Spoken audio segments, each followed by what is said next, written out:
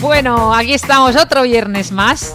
Seguimos aquí con nuestro challenge o con nuestro, ¿cómo le podemos llamar? ¿Cómo era nuestro trivial? Desafío trivial, Sí. estilo trivial. De preguntas random que nos habéis enviado vosotros, bien a Ana o a Rosa. En este caso son las de Rosa, ¿vale? También algunas las he cogido de tu perfil y cosas que también a mí me parecían interesantes. Y nada, tengo aquí mis 50 preguntas, estoy preparadísima para atacar. Ya sabéis que el challenge de la piel lo perdí. A ver, Rosa, ¿qué tal le va? Yo estoy estresada, madre mía. No, pues vamos a tranquilizarnos. Venga, respiración como en el otro podcast y empezamos. Mira, una pregunta que nos han mandado, la number one, es sobre la relación entre algunos tóxicos, algunas drogas, en concreto el cannabis, ¿no? Y la esquizofrenia. Es decir, ¿cualquiera que tome cannabis puede desarrollar una esquizofrenia o cómo es? Vale, la pregunta del millón. Jo, esta es larga, ¿eh? Yo ya estoy de verdad en los nervios. No, tranquila. A ver, el cannabis. Lo primero, puntualizar que realmente la asociación es con lo que llamamos psicosis en general, ¿vale? Porque lo que me puede producir es un cuadro psicótico y de esto vemos bastante en consulta.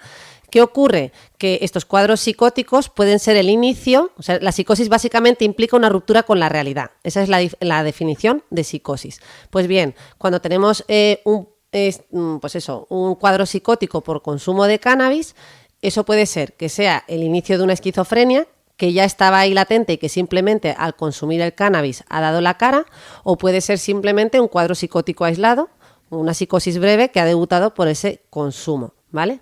¿Cualquiera puede estar predispuesto? Pues básicamente sí, porque realmente ahí juegan un papel una serie de factores genéticos y de vulnerabilidad que no sabemos a quién le va a pasar y a quién no. O sea, no lo podemos prever. Por eso nuestra recomendación siempre es no consumir cannabis, porque de verdad que vemos continuamente pacientes con cuadros psicóticos por consumo de estos tóxicos y esto os sucede a nivel mundial. O sea, cualquier psiquiatra que le preguntéis os va a contar que es algo muy habitual que vemos en consulta. Pero repito, esto no le pasa a todo el mundo, ni quiere decir que cannabis produzca esquizofrenia, ¿vale? Puede ser el disparador de alguien que ya tenía ahí una esquizofrenia latente que no había dado la cara, o puede ser el que nos produzca un cuadro psicótico. Vale, que luego se autolimita en el tiempo y si dejamos de consumir vuelve todo a lo normal, exactamente, ¿no? Y recuperamos nuestro estado previo y ya está. Lo que pasa es que también advierto el que haya tenido un cuadro psicótico puntual, que luego me preguntáis, oye, pero entonces si ya me he recuperado, ¿puedo volver a consumir? Pues ojo, porque si has tenido ese cuadro psicótico quiere decir que tú tienes una vulnerabilidad a que te vuelva a pasar. El que nunca ha tenido en 10 años de consumo, pues a lo mejor es más difícil, ¿no? Recordemos que un cuadro psicótico es como una ruptura con la realidad, ¿no? Que nos lo cuestas tú siempre. Vale, bien, pues hablando de volver a la normalidad, ¿cómo sabe un psiquiatra que por ejemplo, imagínate que yo he tenido una depresión, he estado con antidepresivos o con fármacos para el trastorno que haya tenido? ¿Cómo sabéis que ya no necesito tomar más los fármacos? Esto es una pregunta que nos habéis enviado. No decimos los nombres por vosotros, no sabemos si queréis que dijéramos los nombres, así que eso. Confidencialidad. Eso. Vale, bueno, pues a ver, ¿cómo lo sabemos? Tenemos unas guías clínicas a las que nos atenemos, ¿no? Y esto es son unas guías clínicas a nivel mundial. Si estamos hablando de antidepresivos y refiriéndonos entonces, como tú me has preguntado, a un cuadro depresivo, pues esto va a depender de varios factores. Por ejemplo, si tienes 20, o sea, depende de la edad a la que inicies, ¿no? Si es tu primer cuadro depresivo, pues pondremos un tratamiento y las guías clínicas nos dicen que cuando mejores y lleves 6 meses estable con esa mejoría, tenemos un criterio para retirar medicación. La gente dirá, pero es que yo había oído que podía ser de por vida. Claro, por estos criterios, porque eso estamos hablando del ejemplo de un primer episodio, pero si yo he tenido 2 episodios, ya las guías clínicas nos advierten de que el tratamiento hay que mantenerlo entre 1 y 2 años. Y si he tenido un tercer episodio, las probabilidades de tener un cuarto son tan altas que aquí hay criterio para mantener el tratamiento de por vida. ¿Vale? Ese sería el criterio, o sea, mínimo 3 episodios, hablando de depresión, para mantener un tratamiento de por vida. Os podéis imaginar que no somos ultra rígidos con estos criterios y que luego va a haber muchas variables que tengamos en cuenta, empezando también, ¿no? Pues por lo que nos diga el paciente. Pero esto es lo que nos dicen las guías. Y os podéis imaginar que alguien que ha tenido 6 episodios depresivos, ¿no? Pues casi todos los psiquiatras recomendaremos que ese tratamiento se mantenga de por vida. Perfecto. Una pregunta que nos envían y que yo creo que ya la contestamos en algún episodio, creo que en el de Invierte en tu mente. Dices, tengo muchas pérdidas de memoria, se me olvidan mucho las cosas. ¿Es demencia? Sí, es verdad. Esto lo comentamos porque es muy frecuente que a partir de cierta edad, ¿verdad?, cuando empezamos a tener estos pequeños fallos, pues sospechemos si puede ser el inicio de un deterioro cognitivo. Pues bien, aquí tenemos que diferenciar entre, que es el diagnóstico diferencial que solemos hacer de hecho en consulta, diferenciar entre demencia o pseudodemencia. Una pseudodemencia sería una pérdida de funciones cognitivas pero debida a un trastorno mental, por ejemplo, debida a un trastorno depresivo. ¿Por qué? Porque los fallos de memoria son parte del cuadro de los trastornos depresivos. Cuando tengo una depresión mayor, pues lo que tengo también es fallos en atención, fallos en concentración, fallos en memoria, ¿vale? Entonces, dicho esto, ¿cómo hacemos el diagnóstico? Bueno, pues básicamente la demencia tendremos que hacerle un estudio muy completo. Generalmente el proceso es descartar que haya una demencia o descartar, por ejemplo, si no lo tenemos 100% claro, muchas veces al tratar esa depresión mejora también el cuadro cognitivo, ¿no? O sea, se recupera porque en una demencia no la tratamos y el paciente se recupera. A día de hoy los tratamientos que tenemos para la demencia simplemente hacen que se frene el avance de ese deterioro cognitivo. Vale. Mira, otra pregunta que nos mandan. Dice, tengo miedo que si voy al psiquiatra y me ponga medicación no pueda trabajar bien mis problemas con el psicólogo. Vale. Bueno, es que esto es difícil, ¿no? Porque empezar por decir que los psiquiatras y los psicólogos solemos estar coordinados. Yo siempre os voy a responder hablando de la seguridad social, que es donde yo estoy trabajando actualmente, y que la medicación no supone un problema para trabajar en terapia. Es más, es que la mayor parte de las veces los psicólogos, cuando ven un cuadro en el que el paciente está muy mal para hacer una psicoterapia, porque la psicoterapia muchas veces es exigente, tenemos que estar atentos, tenemos que estar concentrados, tenemos que estar con un nivel mínimo de energía, pues muchas veces son los propios psicólogos los que os remiten al psiquiatra para que os pongamos medicación.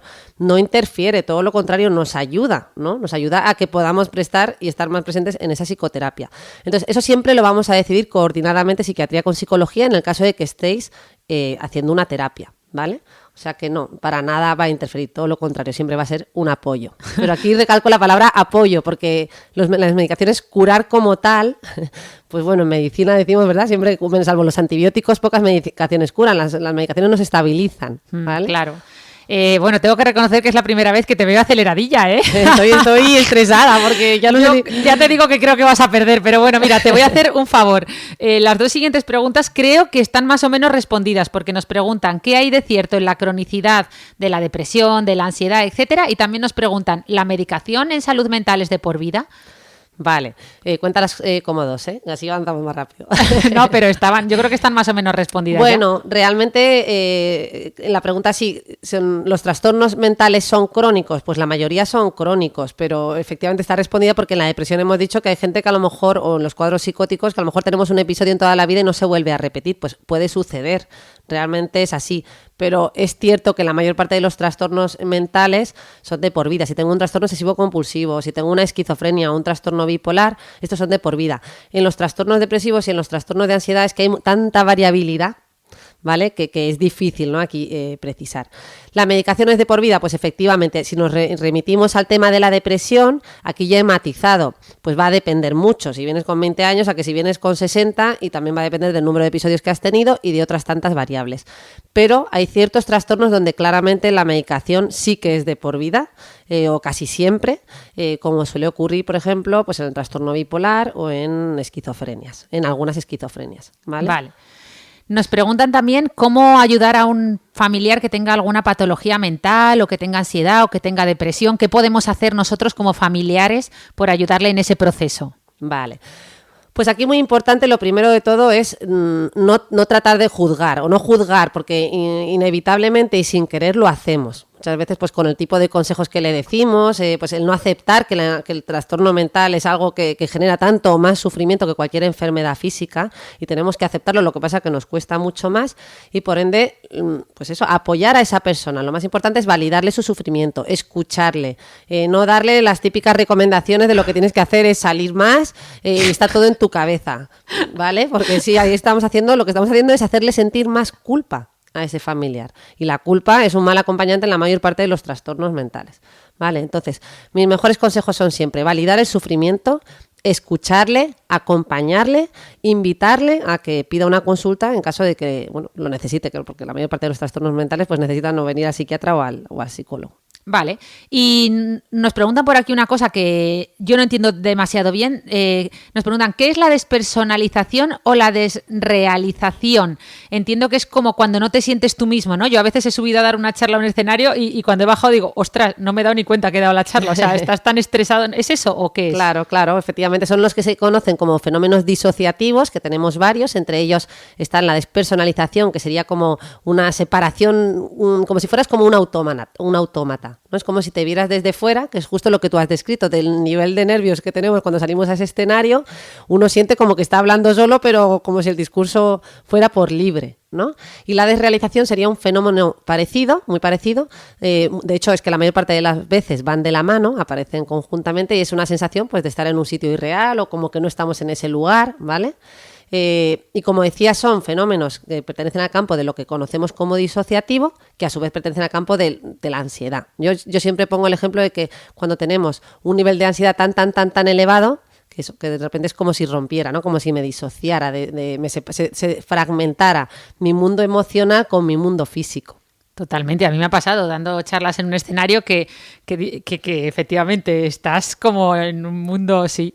Vale, y mira, esta es interesante. Dicen, tengo mucho pánico a ir al médico, sobre todo para revisar los resultados de unas pruebas que me han hecho. ¿Esto es hipocondría? ¿Soy hipocondriaco?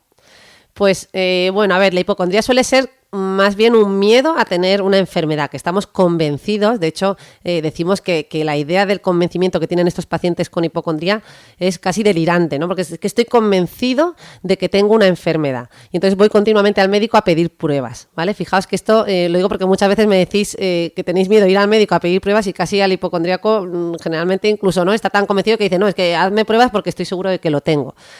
A lo mejor ahí hablamos más de nosofobia, ¿no? Como un tipo de fobia a todo el mundo sanitario, en general, todo lo que le rodea, y es un pánico excesivo a que puedan diagnosticarme algo, pero algo que yo no estoy diciendo que lo tenga, ¿no? Como ocurre en el sujeto o en la persona con hipocondría. Vale. Nos preguntan si la personalidad es lo mismo que el carácter. Vale, aquí importante. Pues fijaos que es que el carácter sería como una parte de la personalidad. Siempre decimos que la personalidad tiene como dos patitas. Bueno, así de manera resumida, ¿no? Sería lo que llamamos temperamento y lo que llamamos carácter. Pues bien, el temperamento sería como ese componente más biológico, el que traemos de fábrica, el de la genética, ¿no? Todos hemos visto a bebés que son como más nerviosos y bebés que son más tranquilotes, ¿no? Esto desde que somos pequeñitos los padres lo observan. Pues ese sería como una parte temperamental que heredamos. Y luego está la parte del carácter, que es la que conformamos con las experiencias que vamos teniendo a lo largo de la vida y también pues en relación a nuestro ambiente. Y de hecho esa es la parte más modificable, ¿vale? Por eso no es correcto eso de decir, esta es una persona con mucho carácter, ¿no? Que bueno, que lo utilizamos así, claro, pero realmente tenemos que distinguir que la personalidad está conformada por estas dos cosas. Qué bonito, y carácter. Que esa parte es la que podemos trabajar fundamentalmente con ese carácter, ¿no? El temperamento, pues bueno, nuestra esencia. Yo creo que al final también podría llegar a modificarse porque lo biológico, lo social, lo cultural interactúan continuamente y por epigenética, ¿verdad? Que esto también lo hemos comentado, podemos llegar a conseguir pequeñas modificaciones, pero bueno, fundamentalmente el que más amoldamos o podemos amoldar desde luego es el carácter. O sea, cuando una persona se nos ponga a echar un energúmeno, en vez de decirle qué carácter tienes, habría que decirle, pero qué temperamento tienes, ¿no? O algo así, ¿o qué? Pues bueno, también, sí, quizás sería un poquito más correcto. Vale. Bueno, una pregunta que nos manda también una escuchante que dice, si mi padre tiene Alzheimer, ¿puedo tenerlo yo también? ¿Eso significa que yo lo voy a tener? ¿Que estoy preocupada? ¿Qué probabilidades tiene de...? Bueno, la pregunta Claro. es más larga, pero un poco yo creo que se entiende. Sí, pues en concreto para el campo de las demencias es cierto, y sobre todo para el Alzheimer, donde que sí que se ha demostrado un porcentaje de heredabilidad importante. Eso no quiere decir que si mi padre lo tiene, yo lo voy a tener. Eso sería un patrón de herencia que decimos mendeliano, o sea, un poquito más exacto, ¿no? Que calculamos, decimos, si el padre lo tiene y la madre no, pues tengo una probabilidad de un 50%. O al revés, si mi padre y mi madre, los dos tuvieron demencia, pues yo la voy a desarrollar sí o sí. Pues esto no es así en el Alzheimer.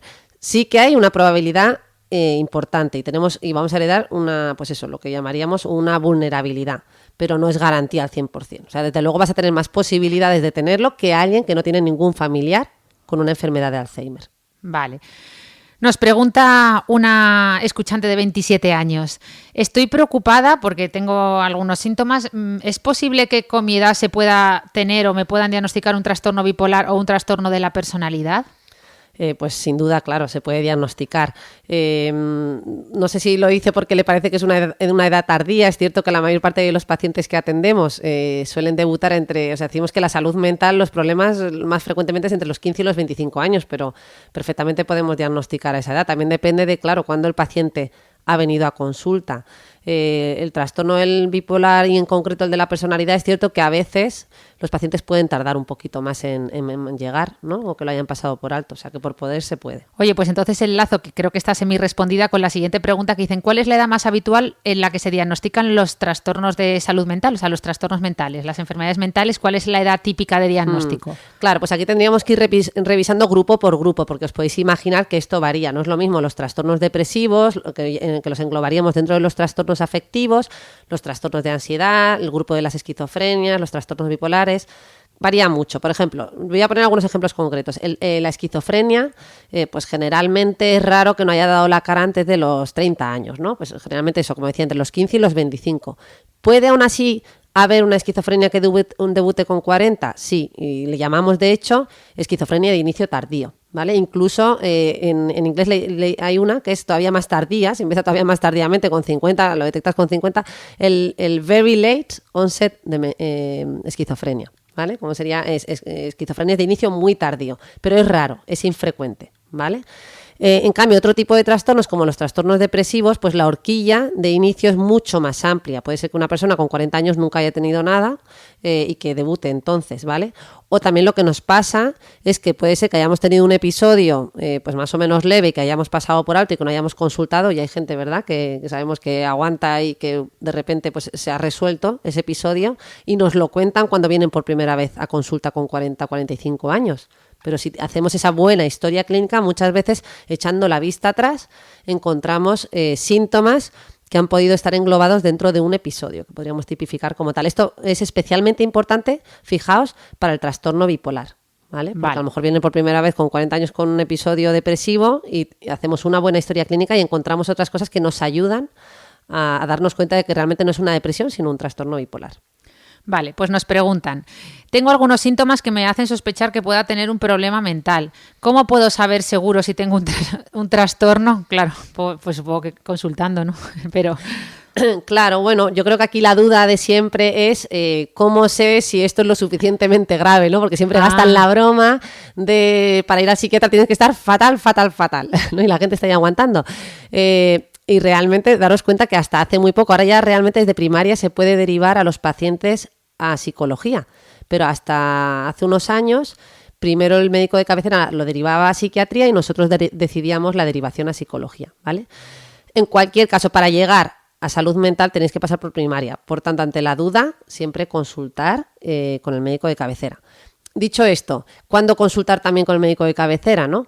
Pues cuando vemos que tenemos una serie de síntomas, no solo uno, no solo es que estoy triste, sino que presento varios síntomas a la vez, pues por ejemplo estoy triste, estoy apático, estoy desmotivado, tengo ansiedad, duermo mal, he perdido el apetito. Estos síntomas son mantenidos en el tiempo y se repiten varios días seguidos, ¿vale? No es que lo tengo un día cada 2 semanas, sino que tengo, imagínate, 2 semanas seguidas que me encuentro así.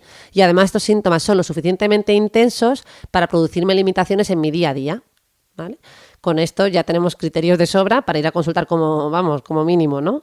Con el médico de cabecera y él también pues nos sabrá indicar. Vale. Nos preguntan por aquí si la ansiedad es considerada una enfermedad como tal o es simplemente un estado de estoy ansioso, tengo ansiedad en este momento. Recordemos que esto nos lo aclaraste, que la diferencia entre preocupación y ansiedad era vas muy bien, tranquila, que está aquí mirando de reojo. Y mi hermana se está aquí enrollando para hacer trampa porque no, al revés, me estoy portando súper bien. Bueno, que esa es la pregunta. Vale, pues entiendo que se refiere, ¿no? O sea, que si la ansiedad es un trastorno o es algo pasajero, ¿no? Básicamente. es que podemos encontrar las dos cosas, porque la ansiedad yo siempre digo que es como un camaleón, porque se puede ocultar y presentar de cualquiera de las maneras que os podáis imaginar. De hecho, es que la ansiedad puede reproducir desde una crisis epiléptica, una sensación de infarto al corazón, aparecer comorbidamente con un montón de trastornos mentales. Es decir, la podemos ver como síntoma o como trastorno principal. O sea, podemos verlo de 1000 maneras. Y además podemos verla, no solo eso, sino que la podemos ver oculta en otras patologías o en otras supuestas patologías, como decía, ¿no? Pues que la gente va o al dermatólogo para consultar por una serie de lesiones que a lo mejor son de origen psíquico, en el sentido de que tienen que ver, ¿no?, con un cuadro de ansiedad muy elevado. Efectivamente, recordemos que lo dijimos ya en el primer podcast de estrés, pero eso, me gustó mucho tu definición, que eso no se me ha olvidado y lo recordé gracias a ti, que preocupación es cuando tenemos, ¿no? La preocupación está en nuestra mente y la ansiedad es cuando ya aparecen signos físicos, ¿no? Como pues eso, sudoración, taquicardia, etcétera. Vale. Sí, la preocupación sería como el paso previo, ¿no? El componente mental de la ansiedad. Vale. Venga, nos preguntan por aquí algo que a mí también me gusta esta pregunta porque también tenía mis dudas. Nos dicen, ¿qué es exactamente el psicoanálisis? ¿Sirve para algo? ¿Realmente ayuda? Claro, ¿no? El psicoanálisis, el gran, no sé cómo decirlo. Perdón, que estoy un poco acatarrada hoy. Pues a ver, básicamente os cuento, porque hay muchísimos tipos de terapia, ¿no? Tenemos pues la terapia cognitivo-conductual, el psicoanálisis, la psicoterapia estratégica, la psicoterapia familiar, Gestalt, pero bueno, es verdad que eso en la seguridad social no la usamos mucho, entonces, bueno, y el psicoanálisis, el problema que tiene es que es un tipo de terapia muy, muy larga y muy a largo plazo. Pero yo lo que os puedo decir, por responder a la pregunta, porque claro, es que esto daría para un debate importante y perdería yo aquí mi juego de Trivial, pero básicamente creo que el psicoanálisis, la psicoterapia psicoanalítica, que luego tiene sus variaciones y sus derivadas, como en otros formatos de terapia, sí que tiene utilidad. Otra cosa es que, bueno, a día de hoy se pueda aplicar en su concepto más tradicional y más ortodoxo en la seguridad social. Pero bueno, para trastornos, así porque mucha gente dice, pero ¿y para qué trastornos? Pues a lo mejor yo el psicoanálisis no lo veo para un trastorno, no está indicado para una esquizofrenia, no está indicado para un trastorno bipolar. O sea, ni está indicado para un trastorno obsesivo compulsivo de entrada, ¿no? Las guías clínicas y los estudios científicos lo que nos dicen es que la terapia más exitosa, por ejemplo, en el trastorno obsesivo compulsivo es la cognitivo-conductual y además con apoyo farmacológico. Y así podríamos ir cogiendo cada uno de los trastornos. Pues bien, yo el psicoanálisis lo vería más para, pues eso, trastornos del espectro ansioso-depresivo o trastornos de la personalidad. ¿Vale? Pero también hay que poner todo esto siempre en su contexto, repito, porque es que el psicoanálisis a lo mejor en la seguridad social directamente no tendría cabida, ¿no? O en el formato más tradicional en el que lo conocemos o que creo que lo conoce la población general. Que es el de Freud, ¿no? Tumbado en el desván, sí. En el diván, perdón. Vale, venga, pues mira, esta me gusta.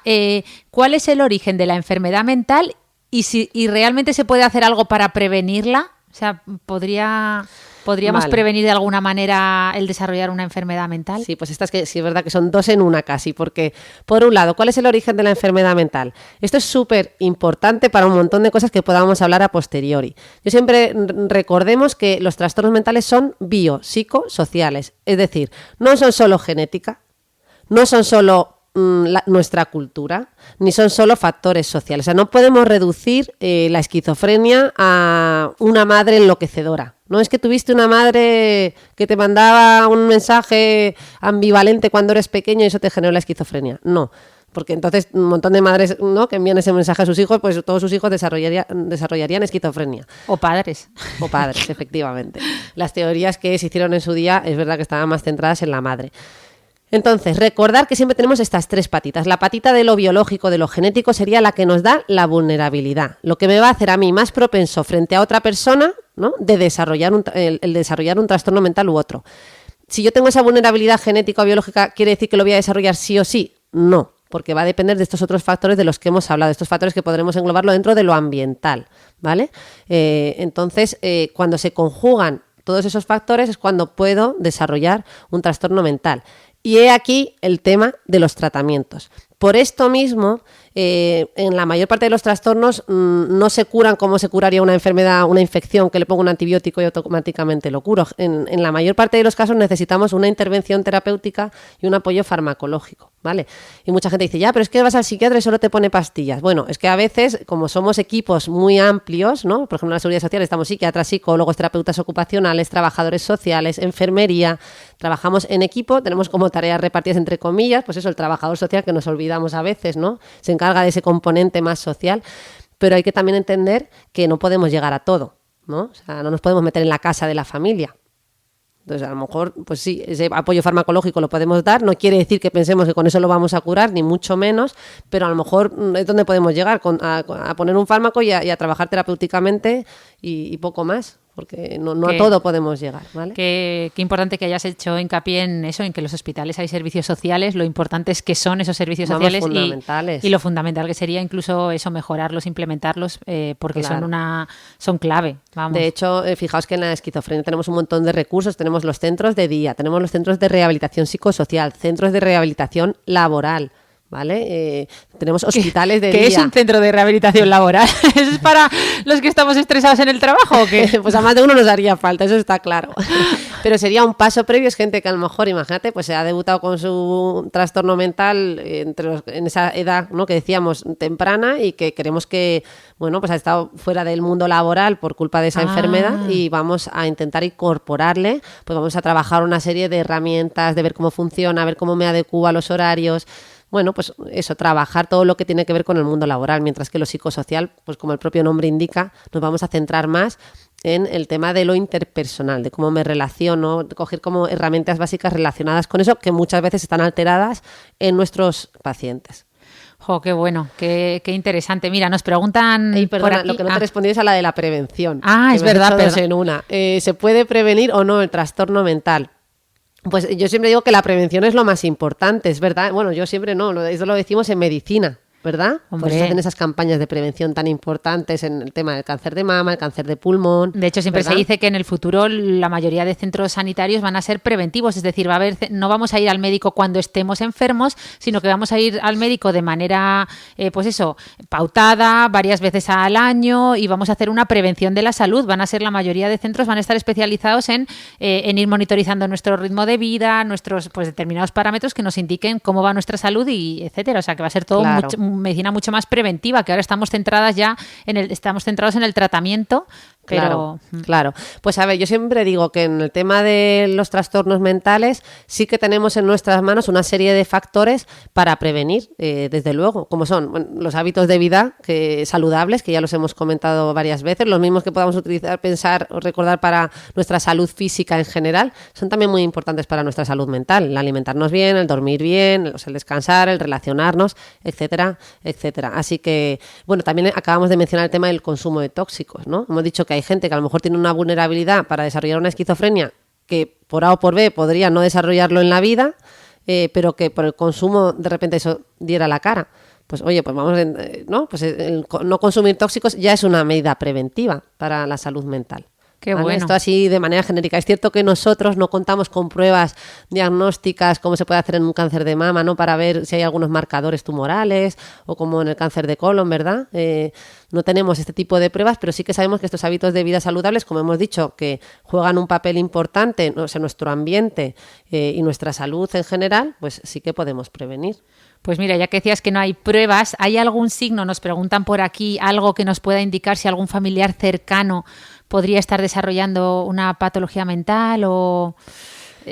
Claro, bueno, yo creo que sí que podemos observar cambios, y la gente cuando pregunta esto entiendo que es porque ha observado algo en algún familiar que les resulta llamativo. Yo creo que, bueno, podemos hablar de dos tipos de alteraciones. Por un lado, cuando vemos en un familiar un antes y un después, eso suele ser bastante significativo. No es que, mira, mi padre o mi madre no era así y de repente está especialmente despistado, o de repente está especialmente desinhibido y agresivo, ¿vale? Cuando vemos como una especie de ruptura.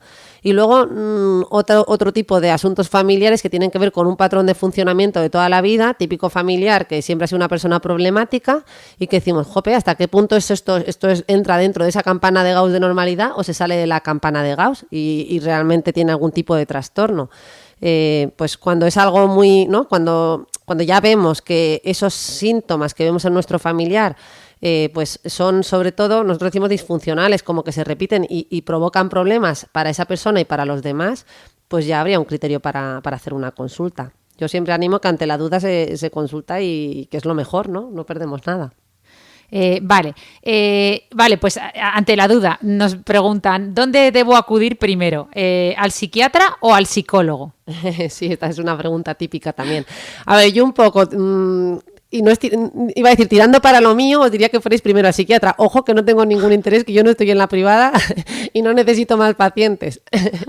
Pero a ver, si lo digo esto porque cuando sospechamos algún tipo de trastorno, perdón, como tenemos que diferenciar, o sea, tenemos que hacer muchas veces un diagnóstico diferencial con la parte más médica, porque hemos comentado que cuando una persona viene por primera vez por un cuadro depresivo, por un trastorno de ansiedad o por un cuadro psicótico, realmente hay un mínimo de pruebas que tenemos que hacer. Una analítica en la que vemos pues, si hay una anemia que pueda justificar esa depresión, si hay una disminución de las hormonas tiroideas que pueda justificar esa depresión, o si hay algún, yo qué sé, pues ha consumido tóxicos que justifiquen ese cuadro psicótico o lo que sea, ¿no? En definitiva, como muchas veces hay que hacer ese diagnóstico diferencial, pues casi a lo mejor ir al psiquiatra de entrada. Si es para algo más, que ya sabemos que es para realizar una terapia, pues porque ya estamos diagnosticados y llevamos años en seguimiento por un cuadro ansioso depresivo, pues realmente buscar a alguien con formación psicoterapéutica, que por la mayor parte es verdad que el gran porcentaje a lo mejor lo vamos a encontrar en el campo de la psicología, pero hay muchos psiquiatras que se han hecho la formación adecuada, ampliada después de acabar la especialización, pues también son terapeutas. ¿Vale? Y ahí ya decidir el que más qué curioso nos guste. eso. Yo hubiera pensado siempre al psicólogo. No, o sea, fíjate que me gusta que hayas hecho esta aclaración. Parece como que el psicólogo es más accesible, ¿no? O hay más acceso, pero me gusta mucho esto, cómo lo has enfocado. Que antiguamente, de hecho, es que los pacientes desde atención primaria venían primero al psiquiatra y luego ya nosotros, por lo menos en la seguridad social, repito, en la privada obviamente tenemos accesible todo al que queramos ir, pero en la seguridad social primero venían al psiquiatra para ese diagnóstico diferencial. Ahora ya, como el médico de cabecera también hace ese primer despistaje, claro. pues ya ellos pues pueden decir, oye, mira, esto claramente es directamente para psicología. Perfecto. Vale, pues hablando de relaciones, ya que hemos hablado entre relación psiquiatría y psicología, nos preguntan por aquí qué relación hay entre las alteraciones físicas y las mentales. Buah, pues un montón. Pues muchas, porque para empezar tenemos que recordar aquí que es que lo físico y lo mental es una línea divisoria que no podemos trazar. Eso es algo, este gran debate que es filosófico, ¿no? Y que no hemos terminado todavía de resolver. Todo lo físico está influenciado por lo mental. ¿Vale? Y bueno, y lo que vemos muy habitualmente, pues por poner un ejemplo, es que muchas enfermedades físicas son el origen de muchas enfermedades, de muchos trastornos mentales, ¿no? Totalmente.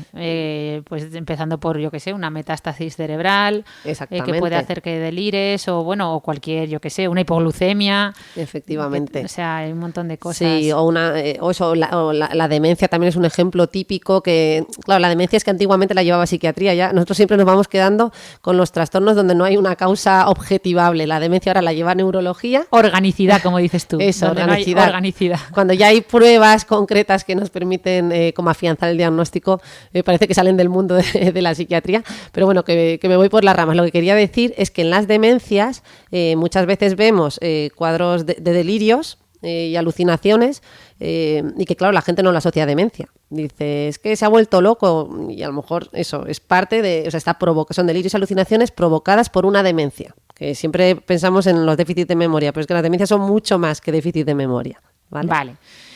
Vale, ¿y cuándo entonces pedir pruebas? Nos preguntan por aquí. ¿Cómo cuándo saber si hay que pedir pruebas o no? Las pruebas entiendo que se refieren a pruebas de neuroimagen, ¿no? De estas de tipo un TAC craneal o una resonancia magnética para ver ese cerebro o analíticas, ¿no? Porque tampoco tenemos muchísimo más. No tenemos una prueba que sea la prueba de la depresión o la prueba del trastorno bipolar, que hay gente que dice, sí, pero si tienes el litio bajo, no.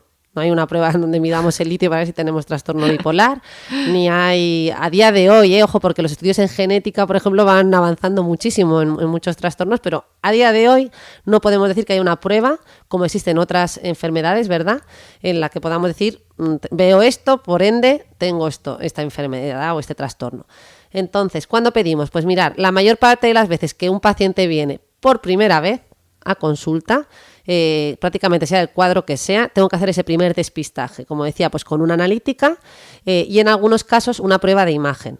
Por ejemplo, el cuadro típico donde pedimos pruebas de imagen generalmente son los cuadros psicóticos, ¿vale? Pues por lo que tú has dicho, porque muchas veces a lo mejor es un cuadro delirante de inicio brusco con alucinaciones que no nos cuadra. Hay una serie de características en salud mental que nos hacen sospechar que eso no es una esquizofrenia, sino que decimos, esto que ha empezado de manera tan brusca, tan rápida, en una persona que no tenía nada, esto puede ser cualquier otra cosa, puede ser un tumor, un infarto. Entonces hacemos ahí una prueba de imagen, ¿vale? Esto va a depender mucho del trastorno del que estemos hablando, del campo del que estemos hablando, como decía, y luego si es una primera consulta o son sucesivas. Puede ser que un paciente haya estado, imaginaos, en seguimiento 30 años por un cuadro depresivo, pero de buenas a primeras empiece con una desinhibición conductual llamativa, un cambio en su trayectoria vital y que digamos, oye, pues no le habíamos hecho una neuroimagen o se la hicimos hace 30 años, pero vamos a hacerle una ahora porque hay un cambio sustancial. ¿Vale? Y que la hagamos 30 años después, otra vez la repitamos. Vale. Mira, esta es bonita, aunque yo creo que la respuesta más o menos es intuitiva, a ver si nos puedes aportar algo. Bueno, desde luego que nos vas a aportar algo, estoy segura, pero ¿cuál es la diferencia entre tristeza y depresión? Vale, pues bueno, básicamente tristeza es que estás describiendo una emoción a secas, ya está. Estar triste. Estar triste es una emoción que podemos tener todos en cualquier momento. Y entonces la pregunta sería, ¿y qué es la depresión? Porque evidentemente la depresión no es solo estar triste. La depresión es un conjunto de síntomas que no son solo además síntomas emocionales como estar triste, estar apático, estar nervioso, ¿vale? Sino que son síntomas cognitivos, como decíamos antes. Los cognitivos serían pues tener déficit de memoria, déficit de concentración, de atención, etcétera, y síntomas somáticos. Pues puedo tener más molestias gástricas, pues malestar general, cansancio, ¿vale? Dolor de cabeza. Entonces, es una agrupación de síntomas mantenidos en el tiempo, durante al menos 2 semanas, que además me producen un impacto importante en mi vida habitual, ¿vale? Fíjate, estas 3 patas. Síntomas mantenidos en el tiempo, que aparecen la mayor parte de los días, la mayor parte del tiempo, y además me limitan en mi día a día. Fíjate que la tristeza al lado de la depresión se queda en nada, ¿verdad? Totalmente. Oye, nos preguntan por aquí, ¿puedo tener ansiedad o depresión y que esté enmascarado? O sea, que dé la cara de otra manera. O sea, que sea la causa de... Bueno, lo que tú has hablado, tú lo has contado muchas veces, lo de la depresión enmascarada. Eso, ¿no? Es, sí, porque efectivamente en una sociedad, además nosotros siempre decimos esto, que donde está mejor visto lo físico que lo mental, porque parece que lo mental está rodeado de un estigma a día de hoy y desgraciadamente todavía muy importante, pues a lo mejor esa ansiedad o esos conflictos intrapsíquicos, en vez de manifestarlos verbalmente, pues los manifestamos a través de nuestro cuerpo, ¿no? Y que, bueno, pues si voy al digestivo o a otro especialista, a lo mejor está mejor visto que ir al psiquiatra. Pues bien, recordar que he dicho antes que es una de las patitas de los cuadros depresivos, que también los vemos en los trastornos de ansiedad y que puede ser que estemos pasando por alto porque predominen mucho. O sea, generalmente si hacemos una buena historia clínica terminan saliendo más síntomas, ¿vale? No solo son los síntomas físicos, pero para eso hay que hacer una buena historia y hay que hacerlo en consulta. Y también ahí es donde solemos pedir a los otros especialistas que descarten esa organicidad que tú decías. O sea, que alguien nos diga, oye, esas molestias gástricas, yo como psiquiatra no puedo decir, esas molestias gástricas son ansiedad. No, yo no puedo decir eso. Primero tendré que pedirle al especialista, es verdad, de digestivo, que él me diga que no tiene una úlcera, si realmente esas molestias son muy llamativas. Pero descartado esas otras causas de origen más médico, pues ya sí podemos decir, ¿no?, que pueden aparecer estos cuadros. Vale. Dice, o sea, ¿hasta qué punto estamos determinados por nuestra genética para padecer ansiedad? Yo creo que ya lo has respondido, ¿no?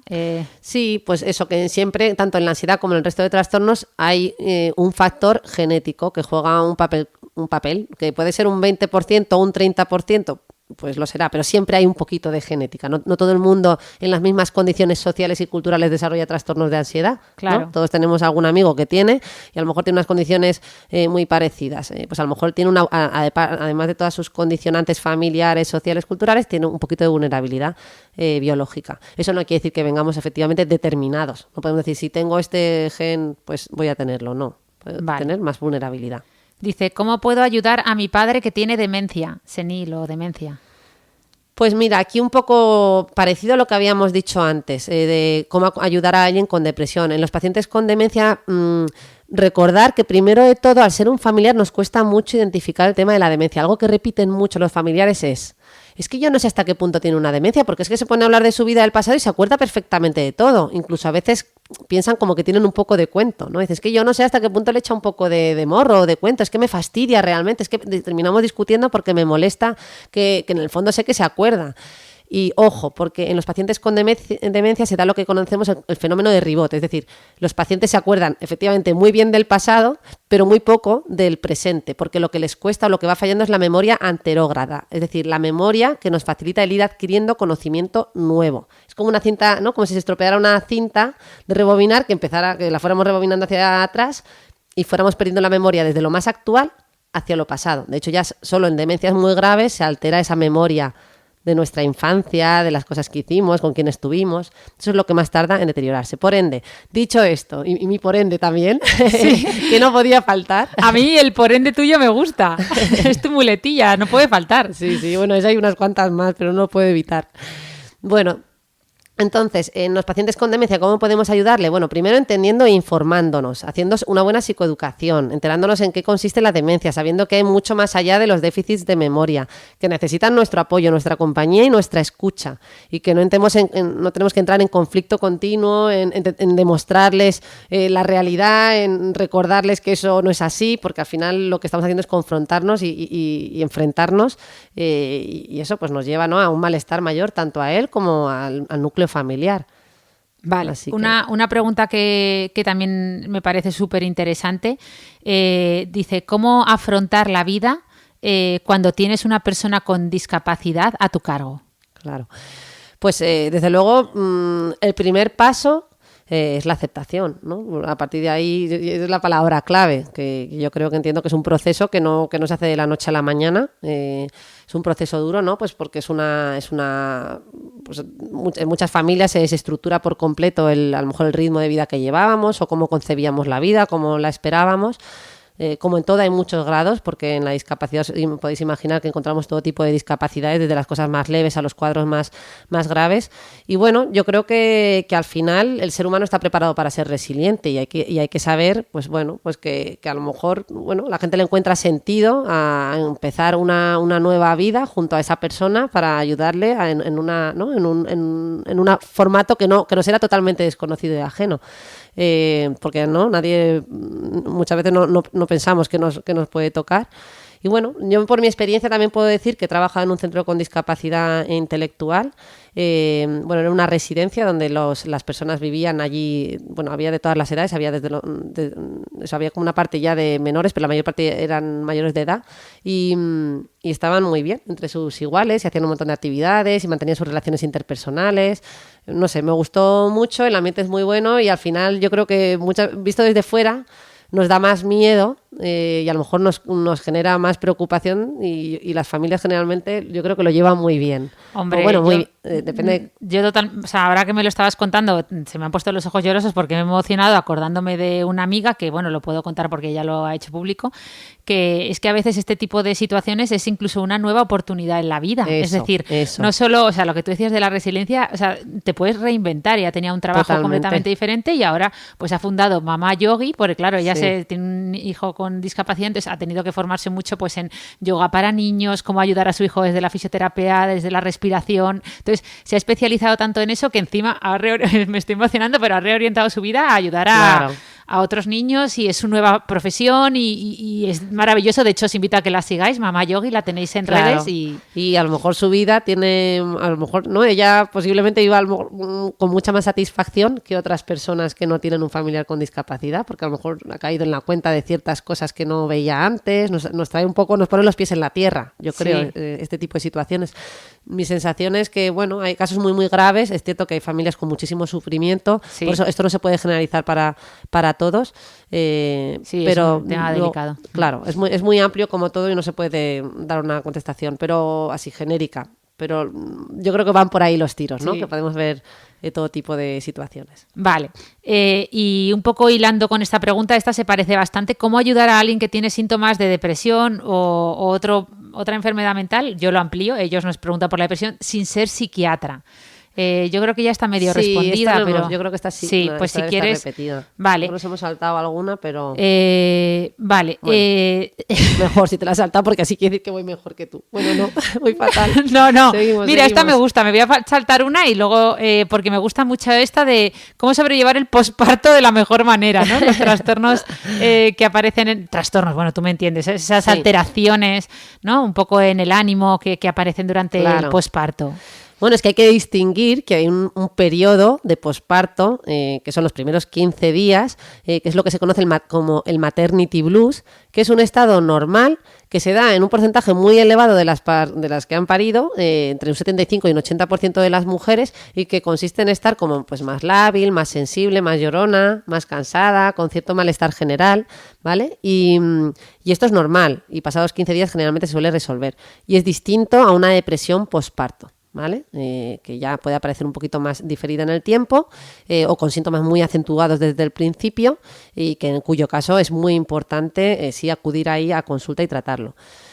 Y bueno, y luego entiendo que la pregunta a lo mejor va por el pool general, ¿no? El que, bueno, ha tenido el maternity blues, pero aún así sigue con dificultades, pues porque no duerme nada, porque es una situación pues difícil, que te ha cambiado la vida, de repente a lo mejor encima has tenido mellizos, o casos como unos amigos nuestros que han tenido trillizos. Bueno, el mensaje un poco siempre es pensar que todo es temporal, ¿no? En general, ese posparto, esa parte más dura, va a tener su límite. Rodearnos de gente que está en una situación similar a la nuestra, esto ayuda un montón. Hay unos grupos de lactancia que hacen en la Seguridad Social, que yo estuve acudiendo. Dos míos pertenecían al Hospital de la Paz y me encantó. Porque allí, como decíamos, claro, ibas escuchando a cada uno de los padres con las situaciones que tenían en casa y ya lo tuyo te parecía, ¿sabes? Decía, pues bueno, no estoy tan mal al final. Relativizas. Relativizas, y el apoyo de los demás pues es uno de los factores más potentes. Yo me quedaría con esa es la principal herramienta, apoyarnos en los otros, compartir y aprender de la vida, pues cosas que es que a lo mejor son parte de la vida y no nos habíamos parado a pensarlo. Claro, es que esto había estado muy poco visibilizado hasta ahora, gracias a Dios. Ahora ya poco a poco vamos acabando con el mito de la mala madre, pero antes parecía que no te podía, que era algo tan bonito que te había pasado, el hospital lleno de gente, tú allí muriéndote, agonizando por las esquinas con unos dolores y un mal cuerpo, y el hospital lleno de gente, y ahora ya, perdón, ya se está normalizando ya, pero bueno, se está hablando más de esto y aprovecho y la lactancia, que esa también es la gran desconocida. Yo siendo médico no lo sabía y pasé unos dolores que madre mía. Claro, y claro, la culpa de decir abandono, no abandono. Yo al final aguanté, me alegro un montón, pero reconozco que, bueno, es que es para tener muchas dudas. Para visibilizarlo, pero bien. Y hablando de visibilizar, y esta pregunta no estaba en las que nos han mandado, pero la meto yo si no te importa, ¿qué pasa con, ya que hemos hablado de esas alteraciones emocionales que aparecen en el posparto, qué pasa con esas alteraciones emocionales en el famoso síndrome premenstrual? ¿Esto existe real o no? Pues fíjate que ahora las clasificaciones psiquiátricas... no me digas que es un trastorno, ya lo que me faltaba. Que entonces ya... No. Pues fíjate que se ha introducido dentro de la clasificación ya como un trastorno en la última edición, en el DSM-5. Bueno, es que tú hablas de una serie de alteraciones premenstruales que podemos tener todas las mujeres y que, como el maternity blues, yo estaba matizando antes, ¿no? El maternity blues, todas las mujeres que dan a luz a un porcentaje muy elevado puede estar tristona, lábil y tal, pero es distinto de la depresión mayor. Pues esto es lo mismo, el síndrome premenstrual existe y lo tiene un porcentaje pequeñito, la gran mayoría no lo tiene. O sea, lo que tú describes, pues sí, entra en la normal, a lo mejor dentro de la normalidad, pero es que hay gente para la que estos síntomas son muy llamativos, muy limitantes, les afectan muchísimo, y sí podría llegarse, o sea, y sí puede ser tipificable dentro de este síndrome premenstrual. Pero bueno, yo no soy una experta en este campo, así que salto pregunta, que además te la has sacado de la manga y me estás metiendo aquí preguntas extra. Vale, pues otra pregunta que está... No, es que estoy intentando agrupar por temática, porque nos han preguntado también si los psicofármacos pueden afectar a la fertilidad o si estamos, por ejemplo, en un proceso de fecundación in vitro. Si claro, bueno, yo creo que aquí, como es que hay tantos fármacos, desde los antidepresivos a los ansiolíticos y tal, pues yo creo que siempre es muy importante consultar, y no solo con el equipo de ginecología y obstetricia, sino que le dé la mano a lo mejor con el equipo de salud mental. Porque bueno, va a depender mucho del trastorno que tengas, siempre hay que poner en la balanza. O sea, lo que vamos a intentar, desde luego, por regla general, para cualquier medicamento, y esto no solo para salud mental, es, pues hombre, la mínima medicación posible, porque no tenemos garantías al 100% prácticamente de ningún medicamento de decir que no va a pasar absolutamente nada, ¿vale?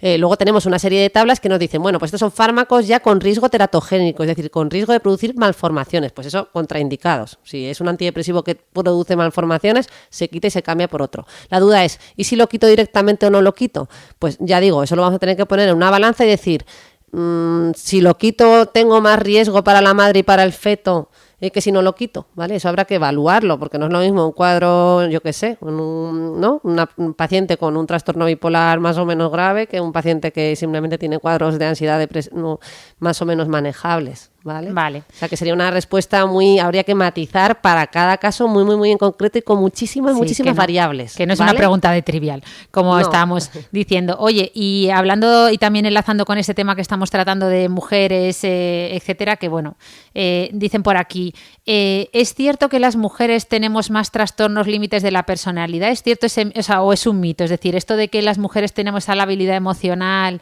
y que es verdad, es un mito. No sé si la he formulado bien, para quien nos la ha enviado. Sí, o sea, bueno, hay una serie de trastornos para los que las mujeres sí que parece que estadísticamente damos puntuaciones más altas, ¿no? Por ejemplo, sí, a lo mejor en el trastorno límite, en los trastornos depresivos, en los trastornos de ansiedad.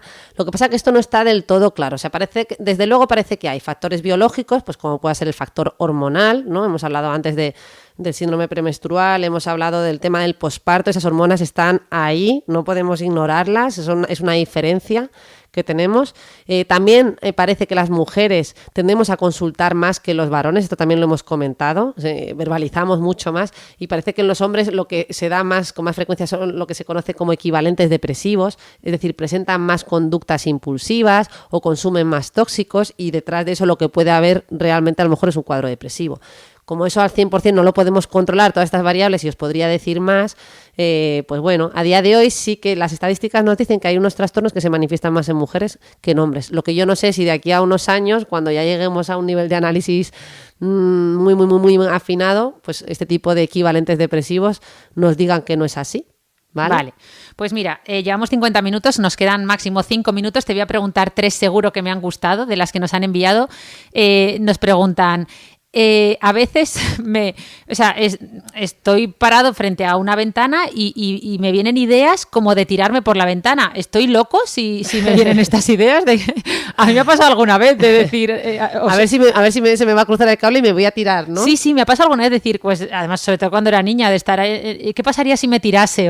Claro, estas son las famosas fobias de impulsión. Y efectivamente se pueden dar en toda la población. Todos hemos podido tenerlo alguna vez. Ver una ventana y decir, uy, a ver si se me va a ir la cabeza y me voy a tirar. No es que estoy pensando en suicidarme, al revés, es como algo fóbico, no es como algo de decir, uy, qué disparate, ¿no? Y si me diera por hacer esta tontería, o si me diera por coger y pegarle a alguien, y si me diera por tirarme al metro. Generalmente son aspectos de carácter negativo, ¿no? Y que nos generan culpa, claro, y malestar, y tienen el carácter a lo mejor de una idea, eso, con un tinte obsesivo, ¿no? De preocupación obsesiva, y por eso le llamamos fobias de impulsión, que realmente no queremos hacerlo, ni mucho menos, no hay una ideación detrás de ese impulso mantenida que lo justifique, y por ende yo creo que lo más importante aquí es conocerlo, saber qué puede ocurrir y que no tiene por qué trascender, ¿vale? Otra cosa ya sería que fuera una cosa más llamativa y que veáis que realmente, ¿no? Que fuera una cosa más mantenida, más repetida en el tiempo y que tuviera algún otro tipo de característica o algún otro tipo de síntoma acompañante. Perfecto. Mira, esta me ha gustado mucho. Dice, cuando escucho hablar a Rosa sobre enfermedad mental y contar las características de los trastornos, me identifico con prácticamente todos. ¿Esto es normal? Pues es muy normal. Yo cuando me leí la clasificación psiquiátrica, madre mía, me identificaba también con el 50%. Sí, a mí me pasa con los tipos de personalidad, que en el fondo digo, pues si tengo un poco de todos. Claro, ¿no? Y pues ahí está la respuesta, ¿no? Hombre, con lo psicótico pues posiblemente sea más difícil identificarse, pero con los trastornos de la personalidad te lees todos y de todos te encuentras partes, porque todos tenemos un poquito de todo. En salud mental al final hay otros factores que son esos síntomas, repetimos siempre qué limitaciones me producen, qué impacto están produciendo en mi vida, cuántos de esos síntomas tengo, en qué intensidad aparecen esos síntomas. Es que todo tiene una continuidad, ¿verdad? Entre lo normal y lo patológico, pero esto no solo ocurre en salud mental. Lo vemos en las glucemias. ¿Quién puso el corte de la glucemia en 120? ¿No? La Gauss. Pero estos cortes que tenemos en las analíticas de la anemia, y por eso a veces uno se pasa del nivel, ¡ay, que me ha salido en rojo! Bueno, pero se ha pasado usted por 5 décimas. O esas 5 décimas, según el valor del que estemos hablando, tiene mucha importancia o no la tiene. Y todo esto son estadísticas, a fin de cuentas, ¿no?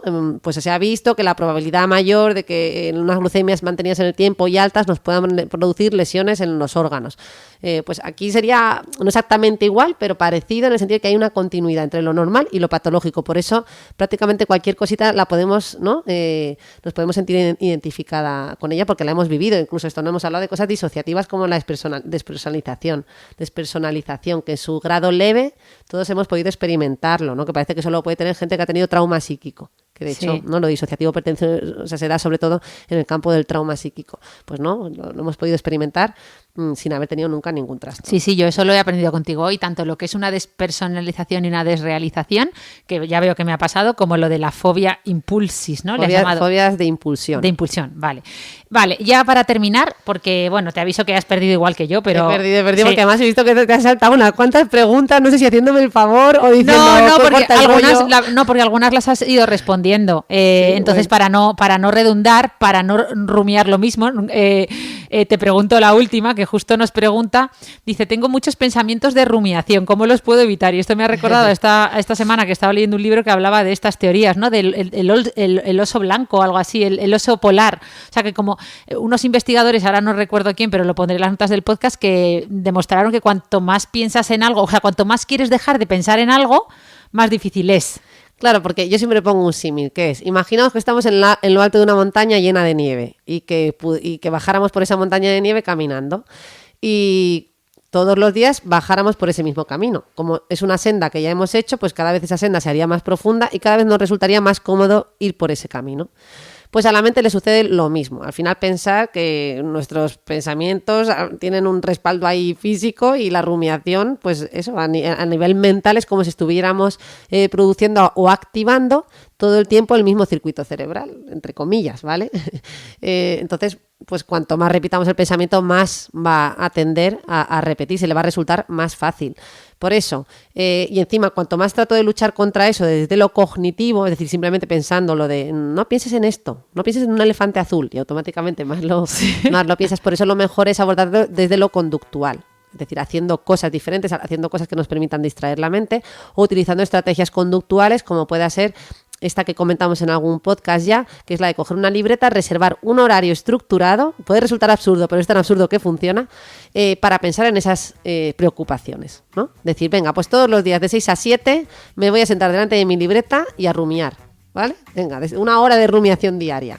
Eso tiene un efecto paradójico y ayuda a reducir esa rumiación, ¿vale? Perfecto, pues nada, tengo que reconocer que tú te has tomado la pérdida mucho mejor que yo, o sea, mucho más deportivamente. Se nota que tienes herramientas de gestión emocional mejores que las mías, porque a mí me iba a dar algo, ya un cabreo que no veas, y tú te lo has tomado tan ricamente, pues he perdido, no pasa nada. Yo pensaba que me ayudabas, porque yo de verdad he visto algunas que me dices que algunas eran redundantes y otras no, y he dicho, ¿me está ayudando o quiero acabar ya? Nada, si os gusta este formato de preguntas, respuestas rápidas, entre comillas lo de rápidas, sí. Nos lo decís, nos lo hacéis saber. Si os ha gustado, por favor, compartirlo con alguien a quien creáis que le pueda ayudarnos a visibilizar la enfermedad mental, también la piel, el cuidado de la piel y la salud en general, la medicina. Salud, ese es el término, salud en general. Eso. Y nada, y a ver qué nos inventamos para los siguientes podcasts, pero muchísimas gracias por escucharnos y por tanto apoyo y tanto cariño. Sin duda, porque no es por nada, pero a mí me han quedado como 50 preguntas en el tintero de todas las que me han enviado, o sea que, en fin, nos da para repetir si a la gente le ha gustado, ¿eh? Pues cuando quieran. Yo reconozco que tengo un poco de dolor de cabeza de este estrés de pregunta-respuesta, pero sí, a ellos les ha gustado, pues oye, me tomaré un ibuprofeno y ya está. Bueno, un beso, hasta la próxima. Adiós.